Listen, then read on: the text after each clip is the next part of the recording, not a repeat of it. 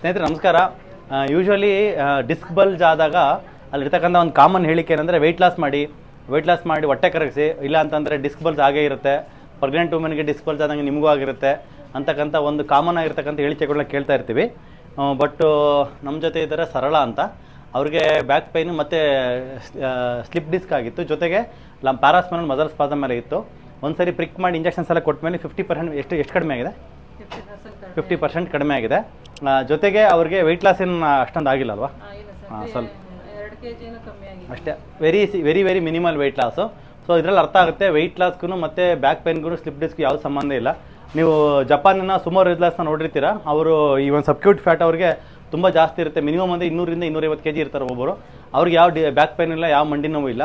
Even ಕೆಲವರು ನೋಡಿರ್ತಾರೆ ಊರಾಗೆ ಭೀಮ ಇದ್ದಂಗೆ ಇರ್ತಾರೆ, ಬಾಡಿ ವೆಯ್ಟ್ ಎಲ್ಲ ಜಾಸ್ತಿನೇ ಇರುತ್ತೆ, ಬಟ್ ಅವ್ರಿಗೆ ಮಂಡಿ ನೋವು ಸೊಂಟ ನೋವು ಇರಲ್ಲ. ಅವ್ರಿಗೆ ಜಾಸ್ತಿ ಮಸಲ್ಸೇ ಇರುತ್ತೆ ಮತ್ತು ಸಬ್ಕ್ಯೂಟ್ ಫ್ಯಾಟ್ ಇರುತ್ತೆ. ಸೊ ವಿಸರಲ್ ಫ್ಯಾಟ್ನ ಅವಾಯ್ಡ್ ಮಾಡ್ಕೊಳ್ಳಿ. ಸಬ್ಕ್ಯೂಟ್ ಫ್ಯಾಟ್ ಇದೆ ಅಂದರೆ ತಲೆ ಕೆಡಿಸ್ಕೊಂಡು ಹೋಗ್ಬಿಡಿ. ದಪ್ಪ ಇದ್ದರೂ ಸಣ್ಣ ಇದ್ರೂ ಮ್ಯಾಟ್ರ್ ಆಗೋದಿಲ್ಲ. ಸೊ ಮೇನ್ಲಿ ಮೆಟಬಾಲಿಸಮ್ ಚೆನ್ನಾಗಿರಬೇಕು, ಫ್ಯಾಟಿ ಲಿವರ್ ಇರಬಾರ್ದು, ಮತ್ತು ಸ್ಪ್ಲೀನೊಮೆಗಲ್ ಆ ಥರದ ಕಂಡೀಷನ್ಸ್ ಏನು ಇಟ್ಕೊಂಡಂಗೆ ನೀವು ಆರಾಮಾಗಿ ಹಾರ್ಮೋನ್ ಇಂಬ್ಯಾಲೆನ್ಸ್ನ ಕರೆಕ್ಷನ್ ಮಾಡ್ಕೊಂಡು ನೀಟಾಗಿ ನೀವು ಟ್ರೀಟ್ಮೆಂಟು ಎಲ್ಲೇ ಕರೆಕ್ಟಾಗಿ ಫೋಕಸ್ ಮಾಡಿದೆ ಆದರೆ ಬ್ಯಾಕ್ ಪೈನು ವಿತೌಟ್ ಸರ್ಜರಿ ನಾವು ರೆಡಿ ಮಾಡ್ಕೊಳಕ್ಕೆ ಸಾಧ್ಯ ಇದೆ ಅಂತ ಹೇಳ್ತಾ ಮಾಡೋದು.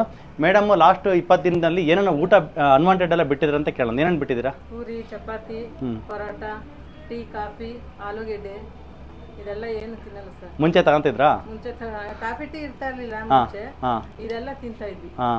ಪೂರಿ ಪರೋಟ ಪೂರಿ ತಿಂತಾ ಇದ್ರಾ? ತಿಂತಾ ಇದ್ವಿ. ಮನೆಯಲ್ಲೇ ಮಾಡ್ತಿದ್ರಾ ಹೋಟ್ಲಲ್ಲ? ಮನೆಯಲ್ಲೇ ಸರ್, ಹೋಟ್ಲಲ್ಲಿ ಏನು ತಿನ್ನಲ್ಲ ನಾವು. ಹೆಂಗೆ ಸರ್ ಇವಾಗೆಲ್ಲ ಅವಾಯ್ಡ್ ಮಾಡಿದಾರಾ? ಕಂಪ್ಲೀಟಾಗಿ ಅವಾಯ್ಡ್ ಮಾಡಿದ್ರೆ ಪೇನು ಪರವಾಗಿಲ್ಲ ಇವಾಗ ಸರ್ ಸೊಂಟ ನೋವು ತುಂಬಾ ಐತೆ ನನಗೆ. ಅದೇ 50% ಕಡಿಮೆ ಇದೆ, ಇನ್ನು 50% ಇದೆ ಪೇನು. ಆ 50% ಪೇನ್ ಉಳ್ಕೊಂಡಿದ್ರ ಮೇಲೆ ಇವಾಗ ಇನ್ನೂ ಸ್ವಲ್ಪ ಫೋಕಸ್ ಮಾಡೋಣ. ಇಷ್ಟು ದಿನ ಏನು ಅವಾಯ್ಡ್ ಮಾಡ್ಬೇಕಂತ ಹೇಳ್ಕೊಟ್ರು.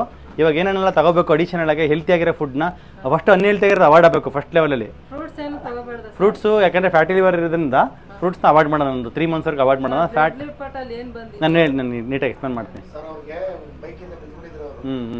ಅದು ಮುಖ್ಯವಾಗಿ ನಾವು ಎರಡನೇದಾಗಿ ನಮಗೆ ಕಾಲು ಈ ತರ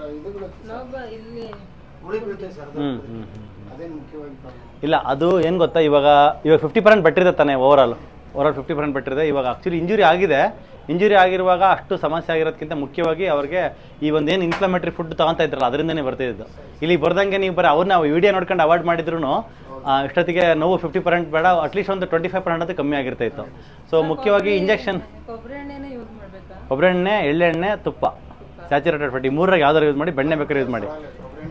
ಕೊಬ್ಬರಿ ಎಣ್ಣೆ ತಂದಿಟ್ಕೊಳ್ಳಿ. ಮನೆ ಎಲ್ಲರಿಗೂ ಕೊಬ್ಬರಿ ಎಣ್ಣೆ ಅವರು ಬೇಡ ಅಂದರೂ ಕೂಡ ಅವ್ರಿಗೆ ಗೊತ್ತಿಲ್ಲ ನಾನು ಒಳ್ಳೆಣ್ಣೆ ಹಾಕಿದ್ದೀನಿ ಅಂತಲೇ ಅಡುಗೆ ಮಾಡಿ ಅವ್ರಿಗೆ ಗೊತ್ತಾಗೋದಿಲ್ಲ. ಒಂದು 2 ದಿನ ಆದಮೇಲೆ ಟೇಸ್ಟ್ ಸೆಟ್ ಆಗಿಬಿಡುತ್ತೆ ಅವ್ರಿಗೆ. ಫಸ್ಟ್ನೇ 2 ದಿನ ಸ್ವಲ್ಪ ಕನ್ಫ್ಯೂಸ್ ಆಗುತ್ತೆ. ಆಮೇಲೆ ಅಡುಗೆ